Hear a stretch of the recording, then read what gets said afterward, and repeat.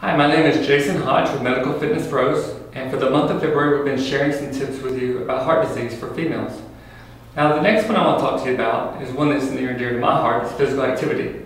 Love talking about exercise. And you need to realize that even though you may feel that you're active enough, what we find is 70% of females do not get enough physical activity. Now take 10 people that you know. 7 out of the 10 people are not active enough, which is pretty frightening. I mean, it's one of those things that we know it's a risk factor of causing heart attacks. And it's one of those things that's very easy to do. It's not as hard as you think. And I'm going to share with you about that. But you know, it's one of those things that's important. It's a simple movement, it's a simple activity that will prevent you from having a heart attack. We find that 1 out of 5 heart attacks is just simply due to people weren't being active enough. And the thing is, that's in your control. You can do this. So let me share with you how to do that, what physical activity is, and what it will do for you. First thing to know is physical activity will actually increase your HDL, which is your good cholesterol in your body. That's important. You want to raise your HDL and lower your LDL. So raising your HDL is going to happen as your activity increases. How much activity do you need though? So when you're looking at physical activity, a lot of times we think of spending hours in the gym, and it's just not always the case. What we look at as far as heart health is 30 minutes of activity, 30 minutes of moderate activity a day. That works out to about 2.5 hours of moderate activity.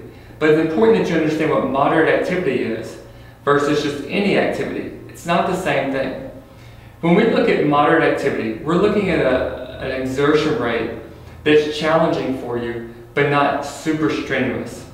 So light activity may be going out for a walk. And walking is great, but if walking is easy for you, you really need to spend about twice as long doing that as what a moderate activity would do. Now for some people, walking is strenuous. It's difficult, it's challenging based on their speed, the terrain, if it's up and downhill in some areas, what the conditions are like outside. Those types of things will have an impact on how the intensity is. So when we're looking at moderate activity, we're looking at things that will challenge us, maybe get us a little bit out of breath every now and then. That's what a moderate activity is. Now, it's different for every single person, like I mentioned earlier. For some people, walking is strenuous. For some people, jogging is strenuous. But for some people, jogging is pretty easy for them. So you have to find out where your exertion is, what is somewhat challenging for you, and use that as a guide.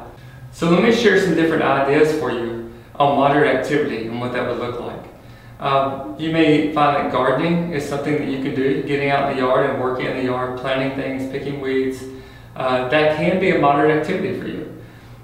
Even going out, like we mentioned, for a walk around the mall or around the neighborhood, that can also apply. Riding a bike outside or even inside, if you have a bike inside the house, doing that. A lot of times with bicycles, we do tend to make it easier for ourselves. We don't have to work near as hard, so we'll drop the intensity down a lot lower. So make sure that when you are riding a bicycle, either indoors or outdoors, try to challenge yourself, push yourself a little bit for at least short periods of time to boost your heart rate up, to increase the intensity of that. You know, maybe playing with your kids will be an activity, kids or grandkids. Maybe that's an activity that will challenge you a little bit. There's also classes that occur. We have a class that's actually 30 minutes a day, 30 minutes of workout, and it challenges people through a hard exercise program, and it really pushes them at their level. You know, so doing workouts, either cardiovascular based, strength training based, swimming, whatever it may be, find an activity that challenges you and gets you a little bit out of breath. It's important for your heart. Now, a lot of people want to know how that compares with weight loss, and you know, we do find a lot of times that 30 minutes a day isn't always enough for people to have weight loss according to the standards.